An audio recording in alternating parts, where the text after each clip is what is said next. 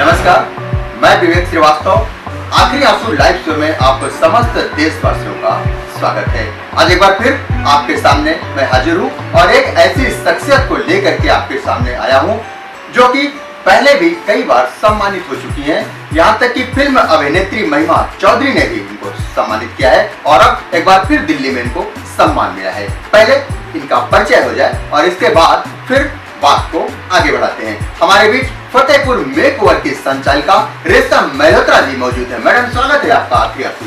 नमस्ते sir, thank you so much sir. हमको आपने लाइव भी लिया और आपने हमको फतेहपुर में इस काबिल समझा कि सबसे हमारा परिचय कराया। फतेहपुर वालों ने हमें बहुत प्यार दिया, जिसके लिए आज हम यहाँ अपने इस मुकाम पे खड़े हैं।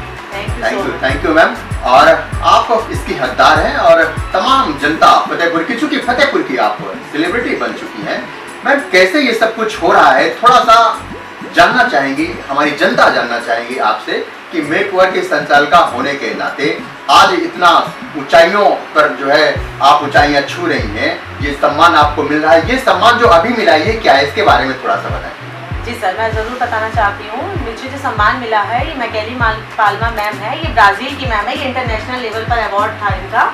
एक्चुअली कोविड के बाद से हम लोग सब घर में बैठे थे, क्योंकि हमारी लाइन ऐसी है, जब हमें ये पहले से ही पता था कि कोविड के बाद जब हमारा ओपन होगा सलून, तो मेरे माइंड में था कि हम क्या से क्या नया अपनी ब्राइड्स के लिए लेकर के आएंगे, जो हमारी अपकमिंग ब्राइड्स होंगी। क्योंकि अभी तक जो चलता आ रहा था वो तो सबने देखा, बट कोविड, क्योंकि आप समझ सकते हैं पूरा 1 साल इसमें चला गया। अब मुझे लग रहा था कि हम नया क्या से क्या लेकर आए। तो मैंने सारी जो इनकी ऑनलाइन क्लासेस थी, जितने भी मेकअप आर्टिस्ट थे, मैंने सबकी ऑनलाइन क्लासेस अटेंड करी। दिन भर मेकअप्स किए, अपने ऊपर किए, और प्लस अपने जितनी सिस्टर्स थी सबके मतलब करते रहे अपना हाथ में फिनिशिंग लेके आए। प्लस मैकेली मैम का जो है जल्दी से इनका नंबर नहीं आता है, तो मैंने अपना रजिस्ट्रेशन फॉर्म फिल किया हुआ था इनके लिए।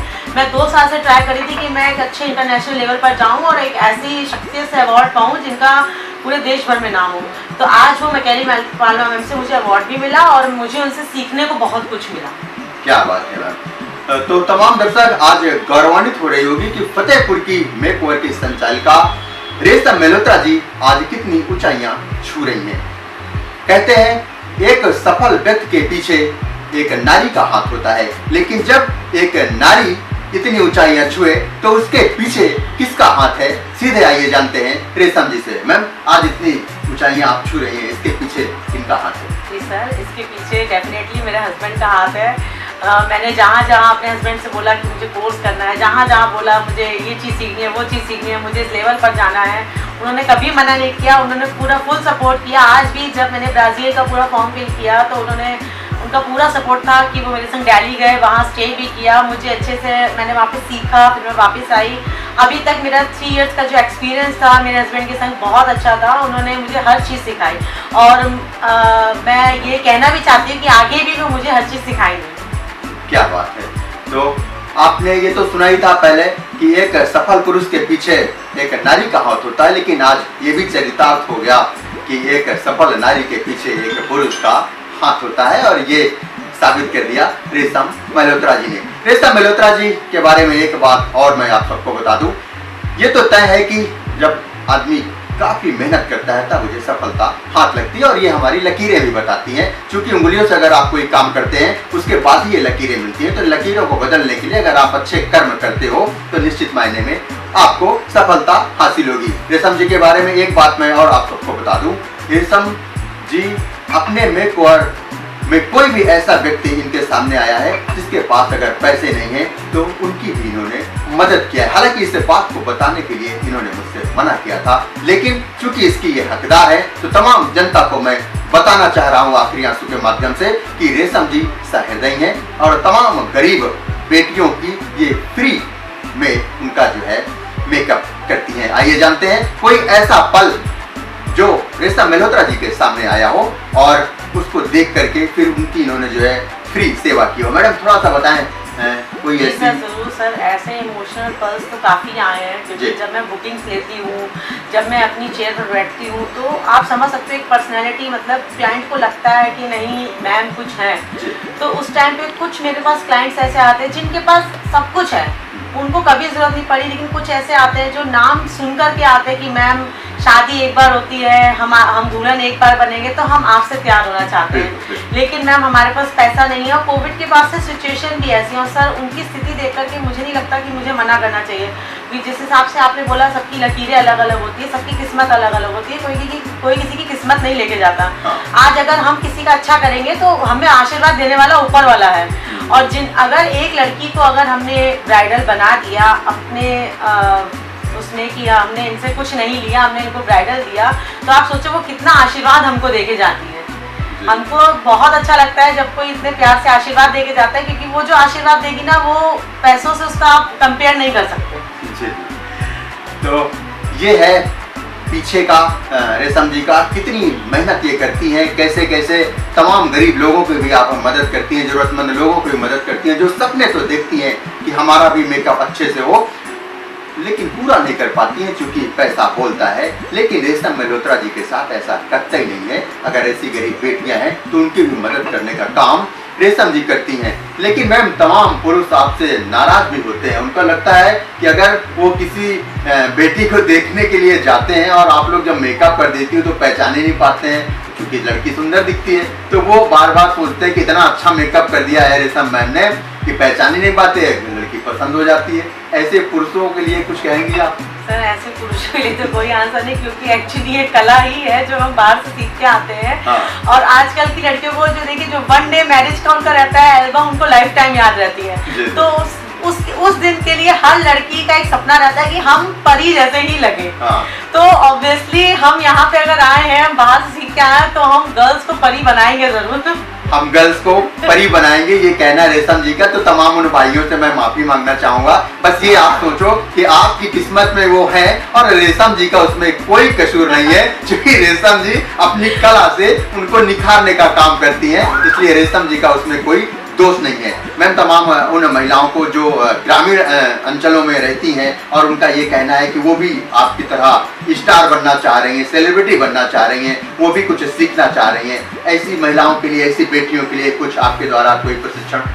सर इनके लिए तो मैं सिर्फ इतना ही कहना चाहती हूँ, इनको हमारे मेकओवर में आना होगा, हमसे मिलना होगा, हम भी उनकी सुनेंगे कि उनको किस लाइन में आगे जाना है जी। और प्लस क्योंकि देखिए हर किसी की रुचि मेकअप को लेकर के नहीं होती, किसी की हेयर में होती है, किसी की ब्यूटी में होती है, तो मैं उनसे पहले डिस्कस करना चाहती हूँ कि वो किस लाइन में आगे जाना चाहती हैं। और प्लस इसी को लेकर के हम नेक्स्ट मंथ एक सेमिनार ऑर्गेनाइज कराने वाले हैं। मेरा 1 डे का सेमिनार रहेगा जो कि फतेहपुर में फर्स्ट टाइम लेके आ रहे हैं। तो उसमें जिनकी भी रुचि होगी, जो भी उसमें भाग लेना चाहता है वो उसमें ले सकता है। 1 दिन का सेमिनार अटेंड करके उनको आगे हम लोगों से जुड़ सकता है और डेफिनेटली जब वो आगे हमसे जुड़ेंगे तो हम उनको और बहुत कुछ सिखाएंगे। तो तमाम वो दर्शक जो हमारे इस कार्यक्रम को सीधे देख रहे हैं, उनसे मेरा निवेदन है कि फतेहपुर के ITI रोड में मेक ओवर का शोरूम है, वहाँ पर मैम बैठती हैं और वहां पर आकर के सीधे रेशम मैम से आप मिल सकते हैं और अपनी बात रख सकते हैं और फिर इस प्रशिक्षण में आप भाग लेने के लिए एक फॉर्म फिलअप कराएंगी मैम और उसके बाद फिर आप सीधे इनके प्रशिक्षण में भाग ले सकती हैं। सारी बातें यहीं आकर के मैम के साथ हो जाएंगी। मैम एक सवाल और मेरे मन में आ रहा है, तमाम वो लड़कियां जो घर से निकल नहीं पाती हैं, उनको सपोर्ट नहीं मिल पाता है घर में, बार बार ये फ़ोन कॉल मेरे पास आते हैं कि सर हम लोग फील्ड में निकल करके कुछ काम करना चाह रहे हैं लेकिन घर वाले सपोर्ट नहीं करते हैं क्योंकि माहौल सही नहीं रहता। इतना बड़ा मुंबई नहीं है फतेहपुर बहुत छोटा सा शहर है। तो ऐसे घर की महिलाओं के, पुरुषों के लिए कोई संदेश अगर आप देना चाहें? सर सिटी का बहुत बड़ा फर्क पड़ता है। आप सही कह रहे हैं, मुंबई दिल्ली नहीं है, ये फतेहपुर है।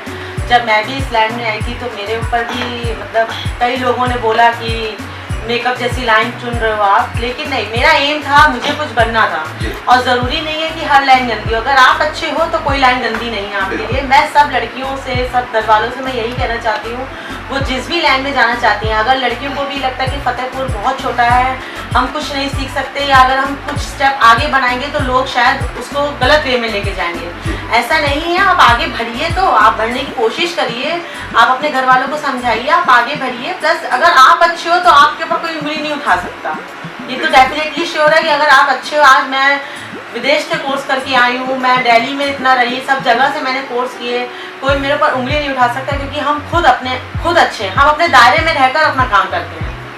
तमाम वो दर्शक जो हमारे इस कार्यक्रम को देख रहे हैं और तमाम वो महिलाएं जो इस प्लेटफॉर्म में आकर के और कुछ करना चाह रही हैं, क्योंकि फतेहपुर की सेलिब्रिटी हैं रेशम मल्होत्रा जी। तो मैम, मैं आपसे तमाम दर्शकों के सामने आज, चूंकि आप सेलिब्रिटी हैं, तो निवेदन कर दें आप उन महिलाओं के घर वालों को जो रोकते हैं महिलाओं को घर से बाहर निकलने के लिए, तो शायद इन महिलाओं का रास्ता आसान हो जाएगा। जी मैं ज़रूर, मैं ये मैसेज सब फैमिलीज़ को पहुंचाना चाहती हूँ, चाहे वो किसी के भाई हो, हस्बैंड हो, दादा हो, नाना हो, जो भी हो, आप घर के बड़े हैं, फैसला लेना आपके हाथ में। बस मैं इतना कहना चाहती हूँ कि अगर कोई लड़की, कोई बहू अपने आप को आगे बढ़ाना चाहती है, अपना नाम रोशन करना चाहती है, प्लीज़ आप उनकी उम्मीदों को दबाइए नहीं, उनको सिखाइए, उनका पूरा सपोर्ट करिए। हो सकता है आज जैसे रेशम यहाँ बैठी है, हो सकता है कल आपके भी घर की कोई लड़की यहाँ बैठी हो और उसी तरह सर उनका इंटरव्यू ले रहे हो और वो आपका नाम रोशन करें। तो मैं सिर्फ यही कहना चाहती हूँ कि प्लीज़ आप अपने घर की सब लेडीज़ को सपोर्ट करिए, सब सिस्टर्स को सपोर्ट करिए। बहुत अच्छी चीज़ है आज के टाइम पे नारी शक्ति का जो चल रहा है। आप लड़कियां लड़कों से आगे बढ़ना चाहती हैं, हर क्षेत्र में लड़कियां लड़कों से आगे बढ़ सकती हैं। प्लीज़ उनके फ्यूचर को ब्राइट होने दीजिए।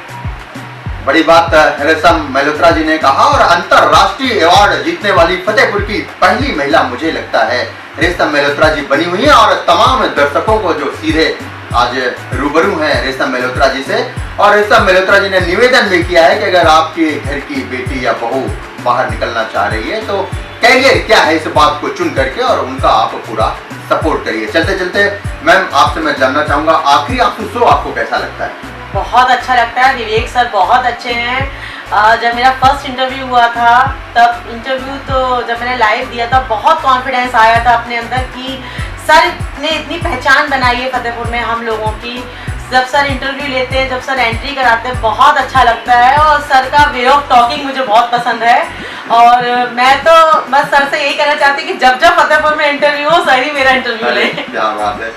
तो ये थी हमारे बीच रेशम मल्होत्रा जी, जो आज किसी भी परिचय के मोहताज नहीं है। और तमाम वो दर्शक जो रेशम मल्होत्रा के जैसा बनना चाह रही हैं, आगे बढ़ना चाह रही हैं, तो आइए, रेशम मल्होत्रा जी आपके लिए ITI रोड फतेहपुर में बैठी हुई हैं और आपका पूरा साथ देंगी, प्लेटफॉर्म ये देंगी।